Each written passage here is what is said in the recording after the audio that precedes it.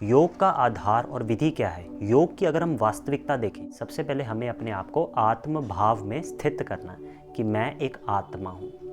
जब हम अपने आप को आत्मा समझते हैं तो हमें उस परम आत्मा की याद स्वतः ही आ जाती है। जब हमारा मन आत्मिक स्वरूप में स्थित होता है, हमें ईश्वर की याद आती है। उससे हमारे मन को एक दिशा मिल जाती है। जब हम अपने मन को एक दिशा दे देते हैं तो मन सहज ही ईश्वर के स्वरूप को अपने सामने ले आता है। यानी कि ईश्वर की जो विजुअलाइजेशन है, परमात्मा कैसा दिखता है, उस विजुअलाइजेशन में हम अपने मन को एकाग्र करते हैं। मन को ईश्वर के स्वरूप में, ईश्वर में एकाग्र करना ही ध्यान है, मेडिटेशन है। जब कोई मनुष्य को याद करता है, उसके 4 आधार हैं उस याद के। सबसे पहले तो परिचय, हमें उस पर्सन का परिचय होना चाहिए जिसको हम याद कर रहे हैं। दूसरा है संबंध, हमारा उस व्यक्ति के साथ क्या संबंध है। तीसरा है स्नेह, हमारा अगर किसी के साथ प्यार है तो हमें उसकी याद आती है। चौथा है प्राप्ति, हमें किसी से अगर कोई प्राप्ति होने वाली होती है तब हमें उसकी याद आती है।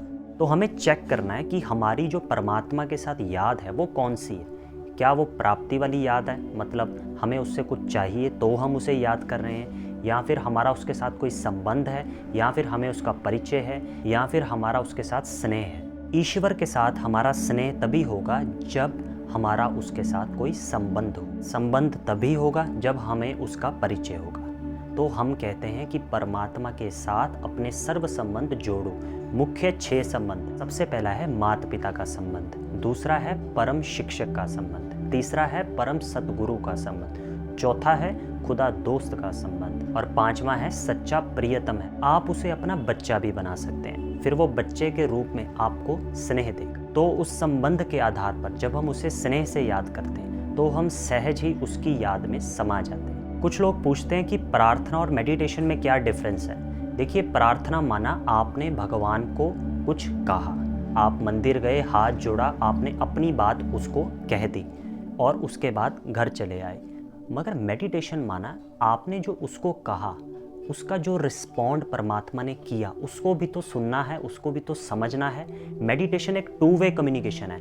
हमने परमात्मा के साथ बात की और उसने हमें रिस्पॉन्ड किया। परमात्मा भी हमें कुछ ना कुछ कहता है, उसको सुनना है। वो क्या करवाना चाहता है, वो क्या कहना चाहता है, उसको सुनना, उसको समझना। कुछ लोग पूछते हैं कि प्राणायाम और मेडिटेशन में क्या डिफरेंस है। प्राणायाम शरीर के स्वास्थ्य के लिए अच्छा है और मेडिटेशन मन के स्वास्थ्य के लिए अच्छा है। मन को एक दिशा देने के लिए मेडिटेशन चाहिए। कुछ लोग कहते हैं कि हम तो मंत्र जाप करते हैं, यानी चैंटिंग करते हैं, क्या वो भी ध्यान ही है, वो भी मेडिटेशन ही है? उसमें और मेडिटेशन में क्या डिफरेंस है? मंत्र जाप में क्या होता है, हम मंत्र तो जाप कर रहे हैं मुख से, मगर हमारे मन कहीं और भटक रहा है, हमारा ध्यान कहीं और है, हम फोकस्ड नहीं है।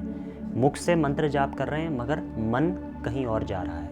मेडिटेशन माना अपने मन को एकाग्र करना, मन को एक सही दिशा देना, मन को ईश्वर के स्वरूप में एकाग्र करना। जब हम ईश्वर के ध्यान में अपने मन को मग्न कर देते हैं तब हम उसकी सकारात्मक ऊर्जा को अपने में भरते हैं। हमारे आसपास एक सकारात्मक प्रभा मंडल बन जाता है, जिससे हम जहाँ भी जाते हैं वो सकारात्मक प्रभा मंडल की जो सकारात्मक ऊर्जा है, इससे हमारे संबंध भी सकारात्मक होते हैं, हमारे कर्म भी सकारात्मक होते हैं और हम शक्तिशाली पॉजिटिव वाइब्रेशंस चारों ओर रेडिएट करते हैं। जहाँ भी हम जाते हैं हमें सम्मान मिलता है। योग एक जीवन जीने की पद्धति है, खाली एक जगह बैठकर करने की बात नहीं है। कर्म योगी बनना है। भगवान ने भी यही बात अर्जुन को सिखाई कि कर्म योगी बनो।